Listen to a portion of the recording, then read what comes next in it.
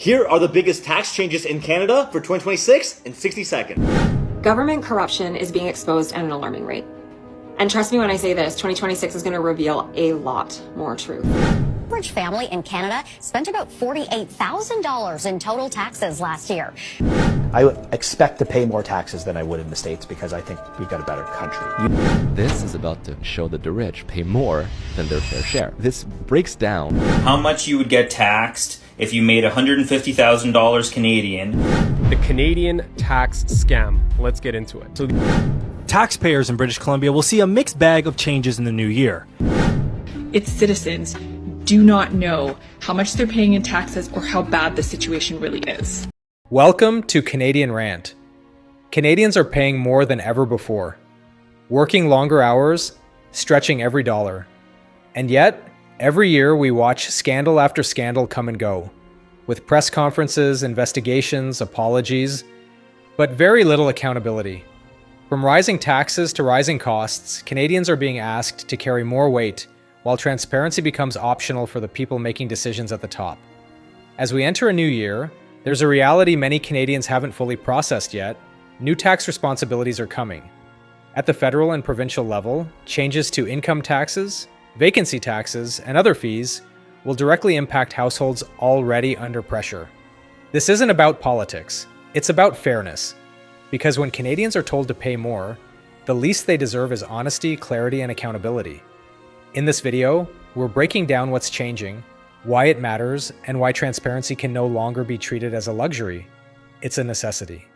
Here are the biggest tax changes in Canada for 2026 in 60 seconds. Some are going up, some are going down. Good news, everyone is getting an extra $7,000 of TFSA room, just like last year. Buying your first home, you'll get another $8,000 of room for the FHSA. All of us are getting a 1% tax cut on the lowest tax bracket, our first $58,000 of income. That saves us about $20 per paycheck. The basic personal amount went up to $16,452. We all benefit from this. In short, we don't pay any taxes on our first $16K of income. All of our tax brackets have grown by 2% to match inflation. So more of our income will be taxed at the lower rates. That saves us money. On the flip side, CPP contributions are going up. If you make above $85,000, you'll pay an extra $8 per paycheck. Below $71K, no changes for you. That's 60 seconds. Watch my 8-minute video on YouTube for the full details.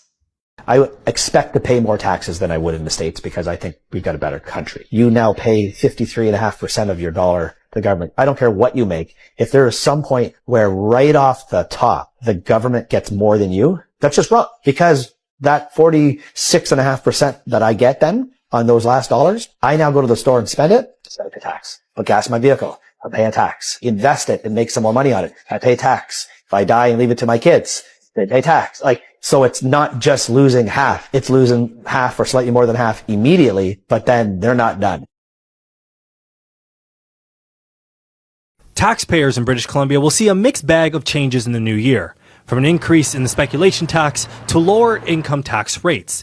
These incoming changes could reflect what's on top of mind going into 2026. Affordability has become perhaps the most politically salient issue right now for governments really across North America. Both provincially and federally, taxpayers will see some new changes in some areas and removed in others. The federal lowest income tax rate, previously 15%, now dropped to 14%, estimating the average taxpayer would save around $190. But when it comes to payroll taxes, those making over $85,000 or more in the new year will pay, on average, $262 more of their paycheck compared to last year. Through Budget 2025, we're increasing the speculation and vacancy tax rate to turn more empty units into homes for people. Canadian citizens and permanent residents will be charged 1%. Foreign buyers will be charged 3%. But its federal counterpart, the underused household tax, was eliminated in the federal budget. Experts say both governments weighed public support in its decisions. Whereas the federal government might have to kind of weigh public sentiment for and against that tax, here in BC, I think the government feels confident it has the public on side to pursue raising the speculation tax. Then there's a tax on filling up. Both governments removed their carbon tax back in April, which brought immediate savings, but there will still be a hidden carbon tax inside fuel prices. Federally, the industrial carbon tax will increase to $110 a ton in 2026. But the government hasn't said how much that will cost Canadians. Our financial bottom line isn't immune. In September, the province admitted that its deficit was largely due in part to the removal of the carbon tax. One way the province is trying to fix its deficit is by removing PST exemptions on zero-emission vehicles. The public is just not as committed to mitigating CO2, to kind of reducing the impact of climate change. The issue has not gone away, but where the public sits, it has fallen down the list of priorities. With nation-building project plans coming down the pipeline, and after a year of a slowed-down economy and tariffs, 2026 will be a test on how governments try and mediate rising costs for Canadians. This is about to show that the rich pay more than their fair share. This breaks down taxpayers in different categories. 37% of taxpayers in Quebec do not contribute to taxes at all. 75% of the population makes less than $50,000 a year. That is insane. That blew my mind. All right. Of these 75% combined pay 23% of taxes. 25% earn more than $50,000 a year. Together pay 77% of all taxes that the province collects. 5% of the population earns more than $100,000 a year, and to themselves pay 36% of taxes. 0.6% make more than $250,000 a year, pay 14% of taxes. So I don't want to ever hear about another person saying that the rich need to pay their fair share. They are paying more than their fair share. And the 1/3 plus of the population that doesn't pay a fucking penny to the state, they're the ones who needs to start stepping up and paying their fair share. Okay, so here's a chart from the Fraser Institute showing how much you would get taxed if you made $150,000 Canadian in different Canadian provinces and then different American states, okay? And as you can see in the top here, not a single one of our provinces is lower taxed than a US state. And actually the list goes so far down that it doesn't even show Florida, Nevada, Alaska, New Hampshire, and a few others that are at 24% tax rate, okay? The average house in Hamilton is around $700,000 to buy, okay? That means you need to make around $150,000 minimum just to qualify for it, okay, Canadian. That's not even Toronto. In Toronto, you need $250,000, $300,000 of earning potential, right? That means that if you want to own a house in Canada, you're going to be getting taxed at these top tax rates. So this is another reason that we're not getting the talent in Canada that we need. The Canadian tax scam. Let's get into it. So the average worker in Ontario earns about $65,000 a year. Let's see how much of that the Ontarian actually keeps. So you get your $65K a year, right? Federal and provincial income tax, $19,500. CPP and employment insurance deductions, $4,000. The government has already taken just around $23,500 from your cash. Then you get your money, you got to go shopping. You got to pay a 13% HST. So far, you've earned $65K, and really that $65K buys you around $36,700 of real purchases. Your disposable income. Yes. And most people think that at this point, we're done paying taxes. There are hidden taxes inside everything you buy. Gasoline has a 10-cent federal excise tax, 9-cent provincial fuel tax, which adds up to 19 cents per liter in direct tax. And then they charge you the 13% HST on top of that. It's a tax on a tax. And then you have to remember that if you're buying from a store, if you're buying from even online, you're buying from a company that has overhead and they pay taxes. What taxes? So trucking, retail, manufacturing, okay? They pay property tax, payroll tax, corporate tax, and all of those taxes are passed on to you in the price that you pay for the goods that you buy. So by the time you pay at the bill, roughly 25 to 45% of every price tag is baked in taxes. That means your $36,700 of spending power really buys you closer to around $25,000 of real goods and services. I think Canada's gone right off the deep end. Are we officially the highest tax country on earth yet? A huge reason why Canada is in the predicament that it is in is that people, its citizens, do not know how much they're paying in taxes or how bad the situation really is. Canadians are officially paying more in taxes, so paying money to the government, than they are on their own food, clothing, and shelter. Let that sink in. The average Canadian is paying 43% taxes. That is nearly 6 months that you are working for free for the government. That was a huge wake-up call for my husband and I. Then on top of that, every time you go out to buy something, you're paying taxes on that. So really, when you think about it, you're paying 70% of the money that you earn on taxes. I had several comments on my page when I posted that some Canadians are paying 50% or over in taxes. These are the type of comments that I got. Here's the actual truth. So no, you don't have to be making $1 million to be paying 53% in taxes. Government corruption is being exposed at an alarming rate.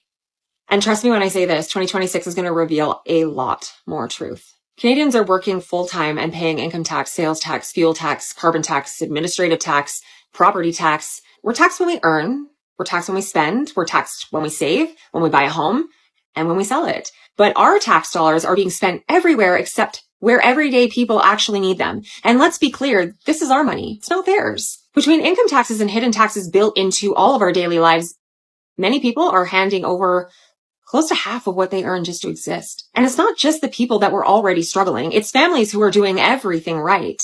They're being hit hard too. People who bought homes during the low interest period are now facing a very harsh reality. A mortgage that was once around $1,600 easily can jump to $2,400, sometimes over $1,000 every single month just to stay in that same home. These aren't reckless spenders. They are working families who qualified under the rules at the time, did what they were told, and planned their lives around what was affordable then. Now, through no fault of their own, they're going to be squeezed from every direction. Higher interest, higher taxes, higher cost, with no relief in sight. And once again, the people paying the price are the ones who played by the rules. Why are we paying into a system that doesn't even protect us if we need it and when we need it the most? In a true democracy, people would actually have a say in how their money is used. The government doesn't want that. They want the decisions being made behind closed doors, and they want us to accept the bill without questioning it. And I'm going to be very honest. We are all watching what's happening with those fraud cases in the States, and people are shaking their heads in disbelief. But do you honestly think that that's not happening here? Look at what Mark Carney just said about Justin Trudeau spending millions of dollars on that climate change. It was a complete waste of our tax money that we worked very hard for. And the sad part is that when governments realize money has been mishandled, the people who pay the price are never the ones who are responsible. Do you think that taxpayers are going to get any of that money back? Do politicians ever face the same consequences that everyday people do? No. But when they want their money that was never really theirs to begin with, they come after people aggressively. After years of mixed messaging and rushed programs, now Canadians are being told that they owe money back. Money that many of them do not have. Money that they were approved for during a crisis. Many people did not commit fraud. They followed the rules they were given at the time. Now, years later, they're being told that they owe it all back during a cost of living crisis. And they're going to take it. The burden always falls on the same people. Do you ever notice how there's rarely any accountability at the top? How many scandals in our lifetime have we watched come and go with no real consequences? When was the last time that politicians were held to the same standards as regular citizens? When this trust disappears, compliance will disappear with it. And when people start feeling punished instead of protected, the systems will stop working how they're supposed to. Do you see it yet? Because a lot of people are seeing it. And I truly believe this is why the pressure is increasing. People are waking up at alarming rates, asking questions and refusing to stay silent. 2026? Yeah, I think we're going to start seeing some major shifts. Gas and life's necessities, it's no secret many Canadians are struggling to make ends meet. But when it comes to what's really been weighing pockets down, a new study suggests those things aren't even the main culprit. In 2024, we found the average Canadian family paid 42% of their annual income in taxes. And this is the single largest expense for Canadian families. That's more than what Canadians spent on basic needs combined. According to the Fraser Institute, Canadians dished out 22% of their income on housing, 11% on food, and 2% on clothing, totaling to more than 35% of their income. Experts say it underscores the squeeze households face across the board. When we're talking about cost of living and affordability concerns, we also need to include taxes in that conversation because nearly 80% of the average family's income is going to not only taxes, but also to those basic necessities. So it's really, squeezing pocketbooks of families right now. A reality many can relate to.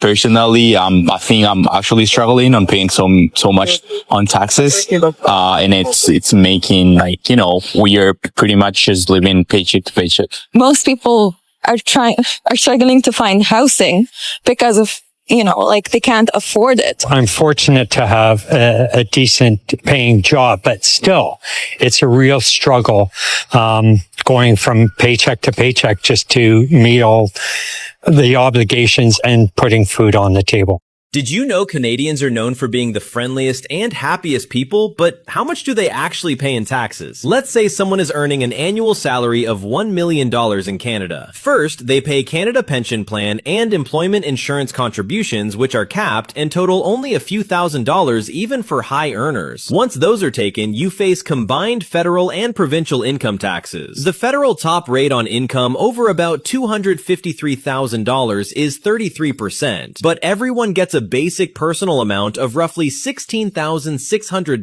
federally. Provincial top tax rates vary from around 20.5% in British Columbia to 25.75% in Quebec, meaning combined marginal income tax rates can exceed 53% in some provinces. In other provinces, combined top rates are closer to 48 to 50%. So on a $1 million salary, total income and payroll taxes add up to roughly $480,000 to $530,000, which is about 48 to 53% of your income. What Canadians are experiencing right now isn't just financial pressure, it's trust fatigue. People are tired of being told to tighten their belts while watching mismanagement, waste, and scandal fade quietly out of the headlines. Canadians understand that taxes fund services. We understand that governments need revenue. What we don't understand and shouldn't accept is being asked to contribute more without clear explanations, clear outcomes, and real accountability. Transparency isn't radical, it's basic. When new taxes are introduced, whether it's income tax changes, vacancy taxes, or additional levies, Canadians deserve to know where the money is going, what problem it's meant to solve, and how success will be measured. Because without that, higher taxes don't feel like shared responsibility. They feel like punishment for simply trying to live. And as the new year unfolds, this pressure isn't going away on its own. In fact, for many households, it's just beginning. Working more hours shouldn't mean falling further behind. Paying more shouldn't mean trusting less. And citizenship shouldn't feel like a one-way obligation. Accountability doesn't weaken a country. It strengthens it. A system that can't explain itself can't expect confidence from the people funding it. So the question Canadians must ask going forward is simple. If we're paying more, are we getting more honesty in return? If this video reflects what you're feeling, you're not alone. Share it so others understand what's coming. Comment with how these changes will affect you. Your experience matters. Subscribe to Canadian Rant for honest conversations about where Canada's headed and who's being held accountable. Because transparency isn't optional anymore, it's necessary. And Canadians deserve nothing less.